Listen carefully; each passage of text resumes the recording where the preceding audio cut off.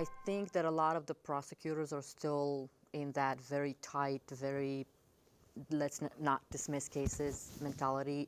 There are a few of them that are adjusting.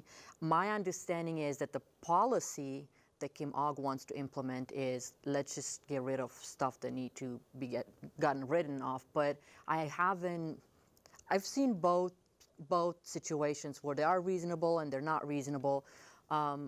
I don't see much of a difference, to be honest with you, because I think every prosecutor is still going to do whatever they want to do at the misdemeanor level because it's too far down the ladder for them to even notice. So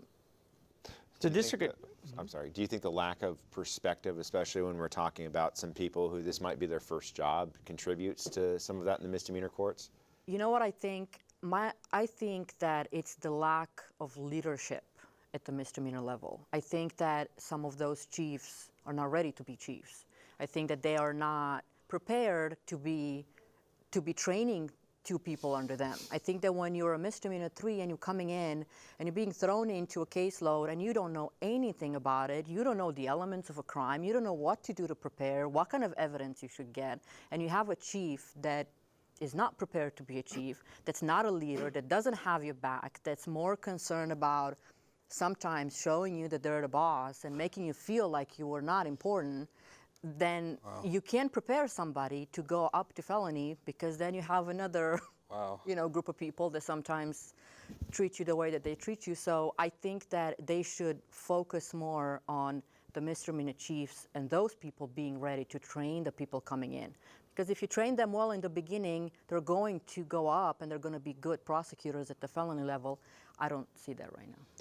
I've always thought it was kind of interesting, and I think in general when you look at lawyers' offices, people are promoted into positions of management and training, not necessarily because they're good trainers or managers or leaders, but because they're good lawyers, and those sort of abilities are not necessarily the same. Somebody could be a very good lawyer, but not a great manager, not a great leader, and vice versa. They could be a great trainer, but maybe not the best presence in the courtroom. And I'm glad you brought that up because a lot of the chiefs are great attorneys. They're great prosecutors. They're just not, they don't have the leadership skills that they need to train those people coming in.